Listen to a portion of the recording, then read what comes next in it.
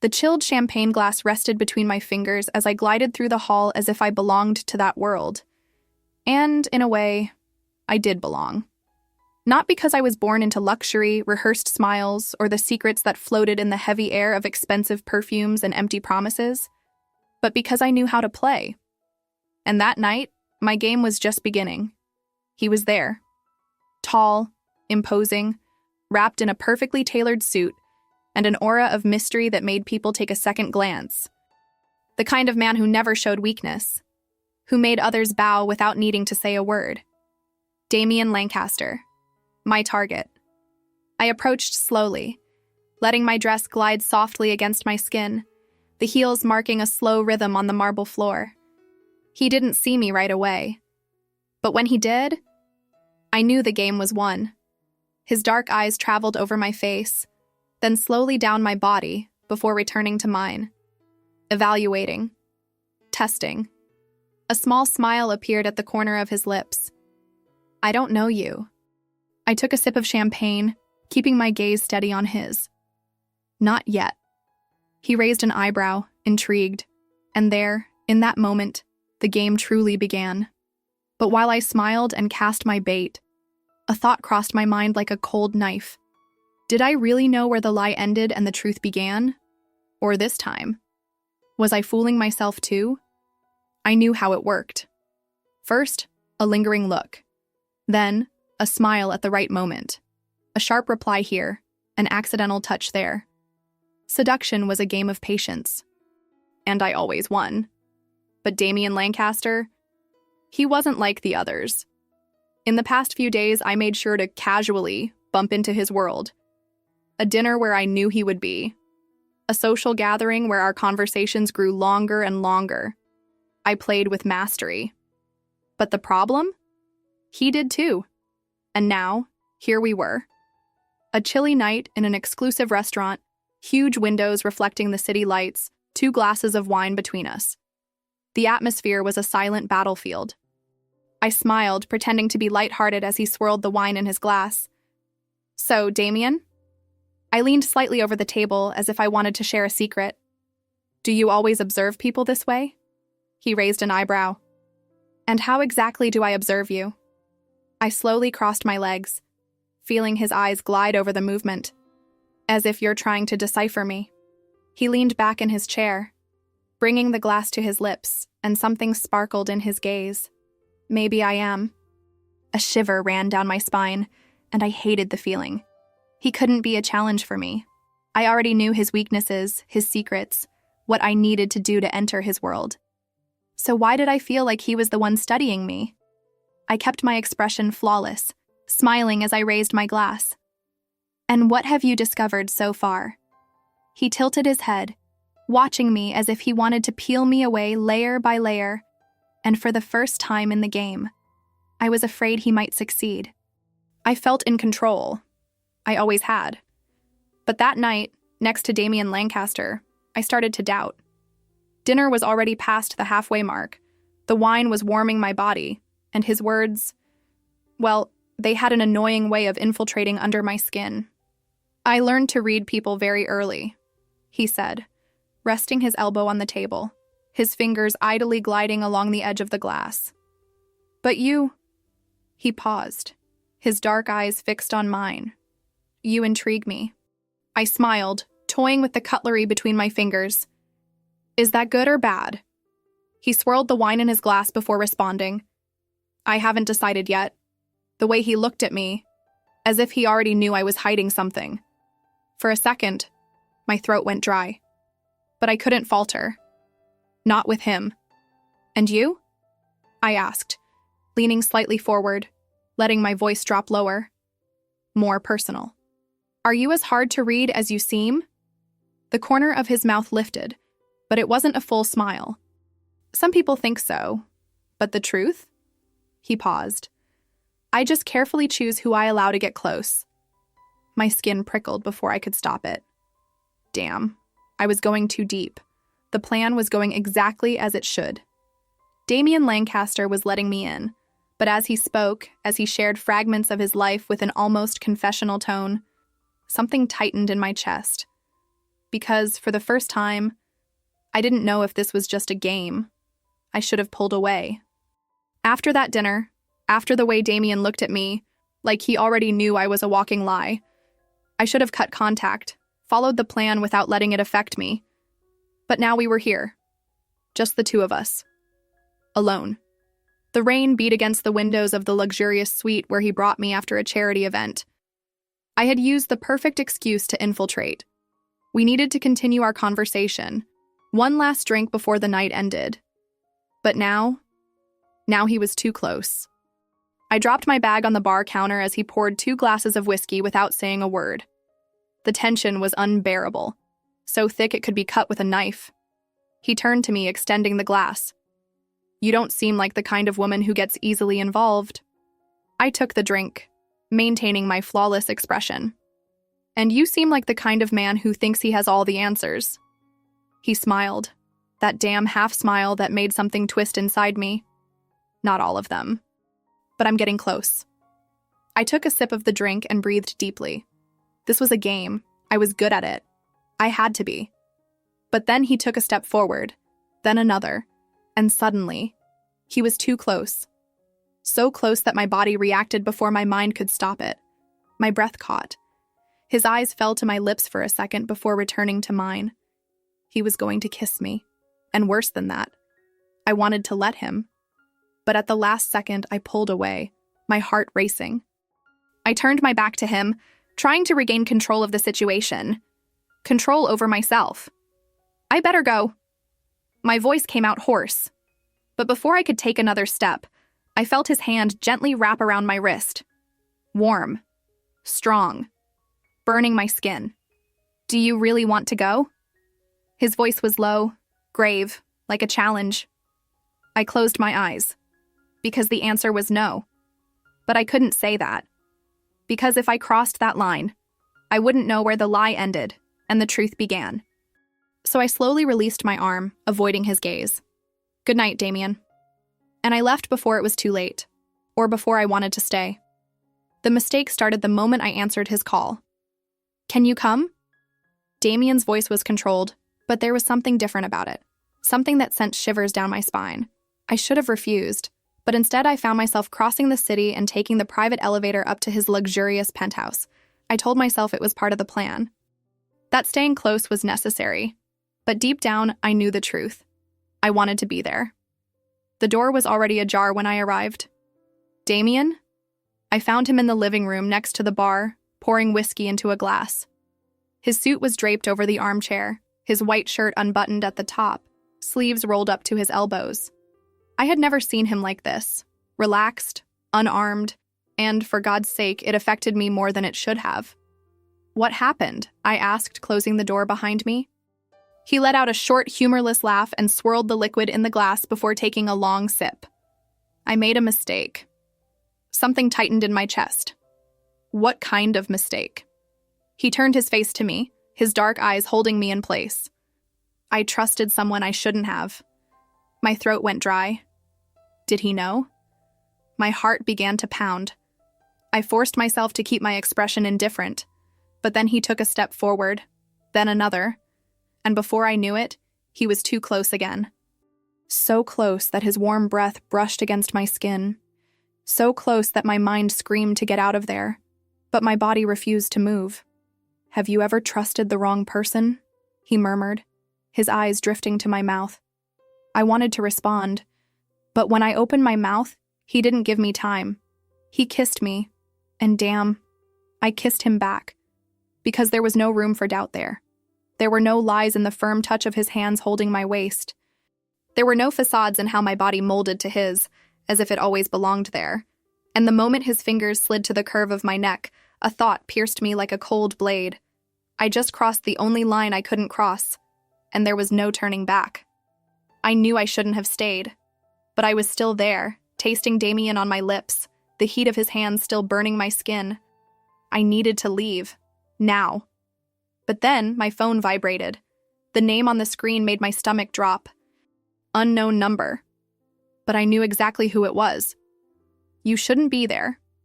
The voice on the other end was low, sharp. I swallowed hard. struggling to keep control of my breathing. Now is not a good time. I don't care. The deadline is approaching. Are you in or out? I closed my eyes for a second, as if that could erase the weight of the words, in or out, as if it was still a choice. When I opened my eyes, Damien was watching me. Attentive. He noticed. The problem was, he always noticed. I pressed the phone against my ear, my voice coming out firmer than I felt inside. It's under control. I hope so. Because if you don't deliver what you promised, no one will be able to save you. The call dropped, and in that moment, I knew. My house of cards was about to collapse. Who was it?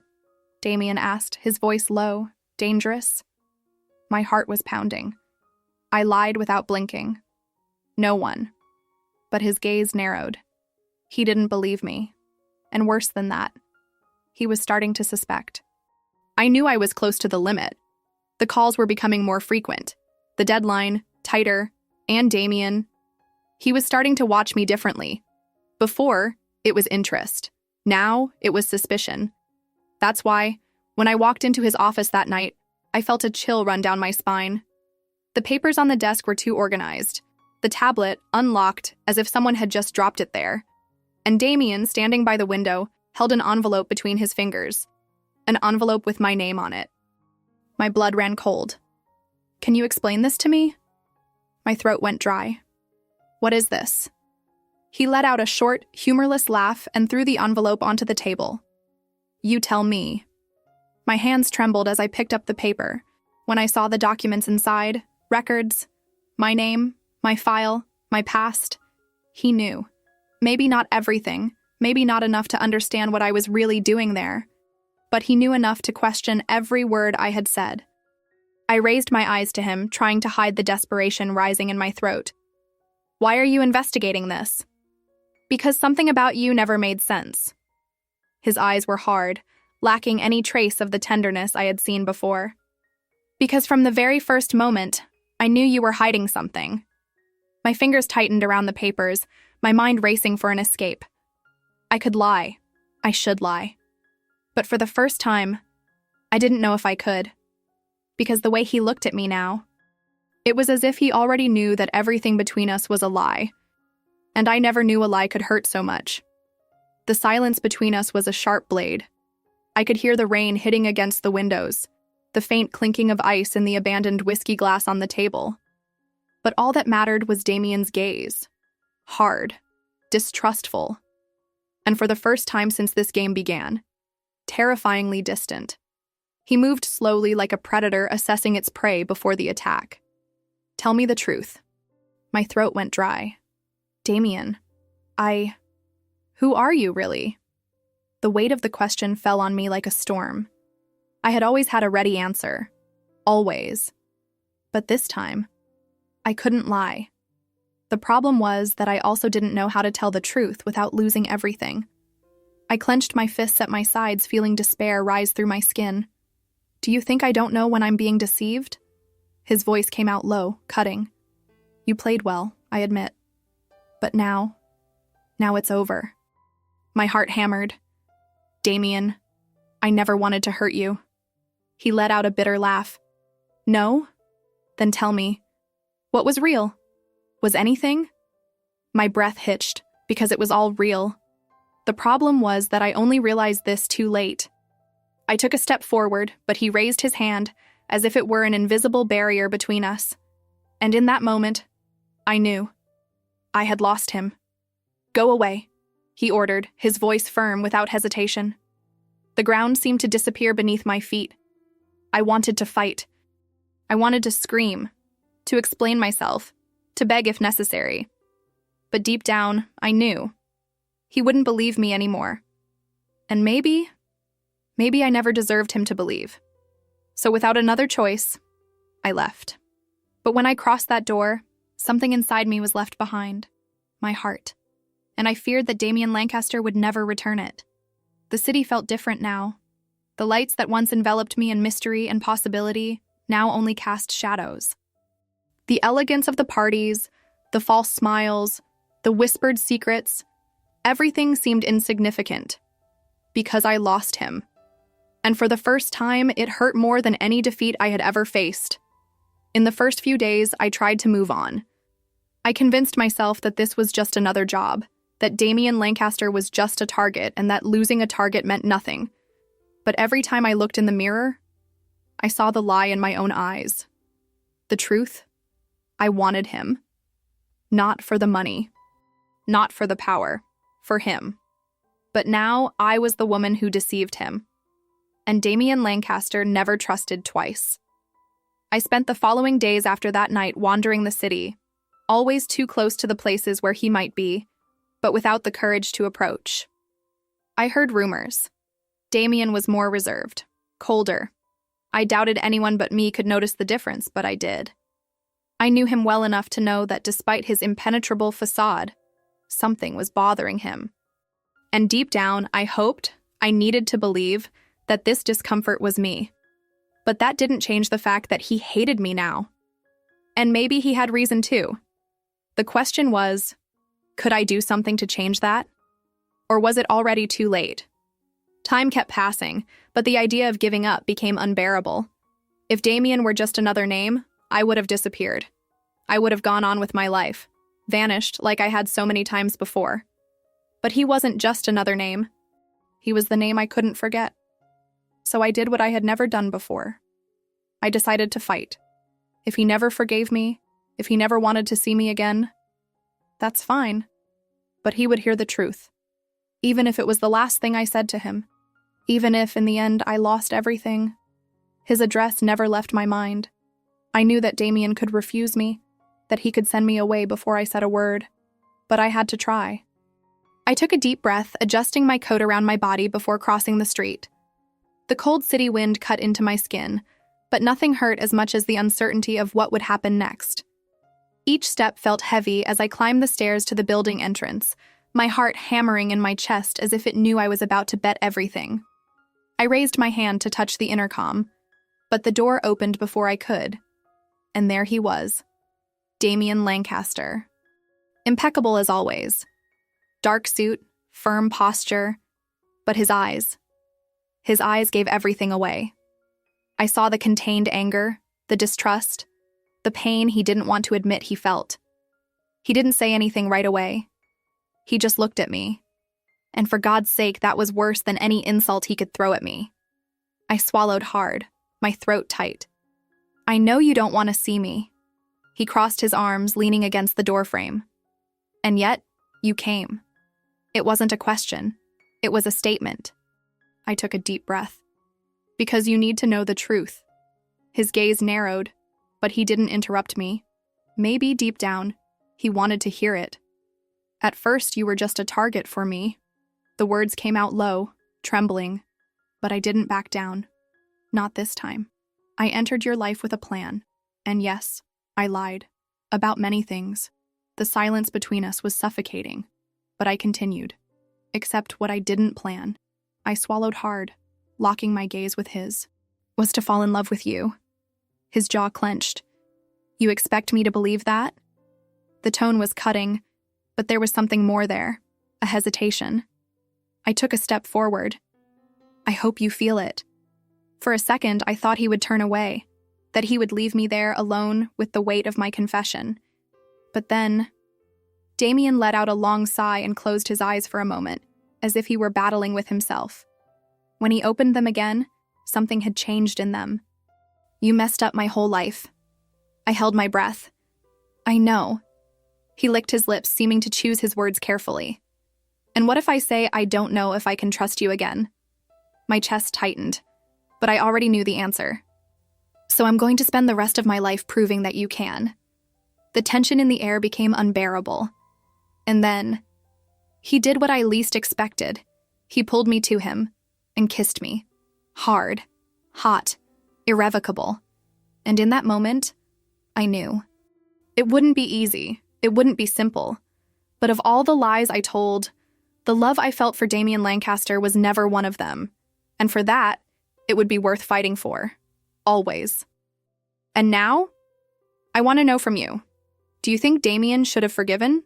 Or can love really overcome any lie? Leave your comment and tell me what you would do in his place. If you like this story, don't forget to like the video and subscribe to the channel for more intense romances like this one. See you in the next story.